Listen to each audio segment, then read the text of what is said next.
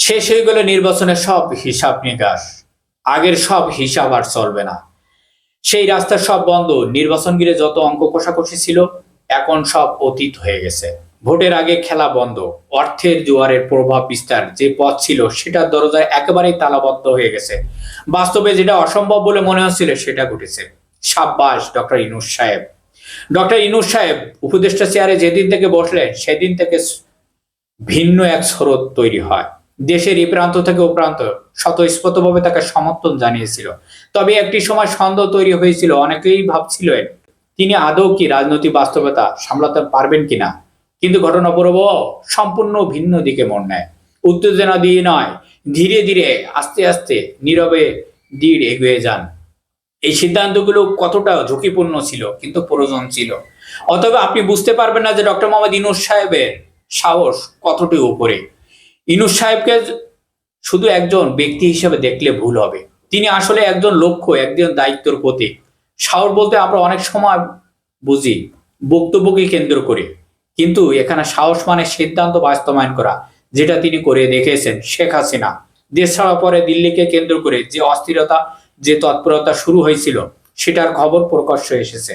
ডিসেম্বরের শেষের দিকে স্পষ্ট হয় ঢাকাকে অ্যাটাক করার সিদ্ধান্ত বা পরিকল্পনা ছিল, প্রস্তুতি ছিল, সম্মতিও ছিল, কিন্তু শেষ পর্যন্ত সেদিকে আসতে পারি নাই। কারণ তখন বাংলাদেশের সিদ্ধান্তের কেন্দ্রেই ছিল এমন একজন ব্যক্তি, ডক্টর মোহাম্মদ ইউনূস সাহেব উপস্থিত ছিলেন তার দেওয়ালের কারণে। ফলে পরিকল্পনা বাস্তবায়নের আগে থেমে যায়। দক্ষিণ এশিয়ার ইতিহাস ঘটলে দেখা যায় সুযোগ পেলে কিভাবে মানচিত্র বদলানো হয়েছে। একসময় যে ভূখণ্ড আন্তর্জাতিক স্বীকৃতির পথে ছিল সেটিকেও কৌশলে অন্য পথে নিয়ে যাওয়া হয়েছে। গণতন্ত্র নাম করে নাটক সাজানো হয়েছে। পরে সেই নাটকের নায়করা ইতিহাসের বোঝা হয়ে দাঁড়িয়ে।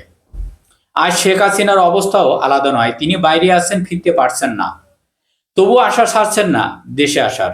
কারণ দেশের ভিতরে এখনো এমন কিছু গোষ্ঠী আছে যারা বাইরের ভাষ্যকে ভিতরে চালাতে চায়, বিশেষ করে কিছু মিডিয়া, সাংবাদিক, তথাকথিত বিশ্লেষক।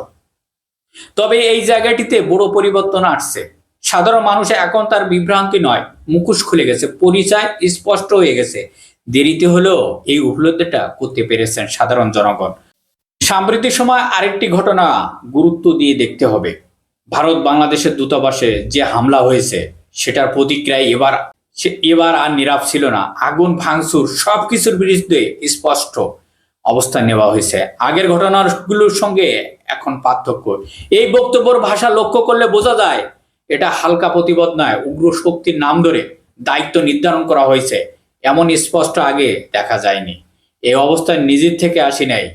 এটার উপরে সিদ্ধান্তর প্রতিফলন মিডিয়ার ভূমিকার বাইরে নয়। কেউ কেউ এখনো এমন ভাব করে যেন তারা জবাবদিহিতার ঊর্ধ্বে। আন্তর্জাতিক দিকে তাকালে বা দেখলে বোঝা যায় ভুল হলে ক্ষমা চাওয়া হয়, কিন্তু এখানে সেই সংস্কৃতি গড়ে ওঠেনি। এই কারণে আজ অনেকের চোখে মিডিয়া মানে সন্দেহজনক। ব্যতিক্রম আছে, তবে সংখ্যা কম। সংকটের সময় যারা সত্যর আলো জ্বালিয়ে রেখেছেন মানুষ তাদের আলাদা করে চিনে রাখবে। একটা বিষয় পরিষ্কার, এই সময় যদি নেতৃত্বের জায়গায় দৃঢ় না থাকতো পরিস্থিতি অনেক দূরে গড়াতে পারত। আজ যারা বড় বড় কথা বলেন তারা কি সত্যি দেশের পক্ষে দাঁড়াতেন? ইতিহাসে সেই প্রশ্নের উত্তরে আগেই দিয়ে দিয়েছেন। উপদেষ্টা তৈরি কেন কথা বলি নাই, কাজ করি নাই। আসিফ নজরুল একজন। আমাদেরকে পরিষ্কার করতে হবে জাহাঙ্গীরের মতন অযোগ্য লোক এখানে বসে আছেন কেন?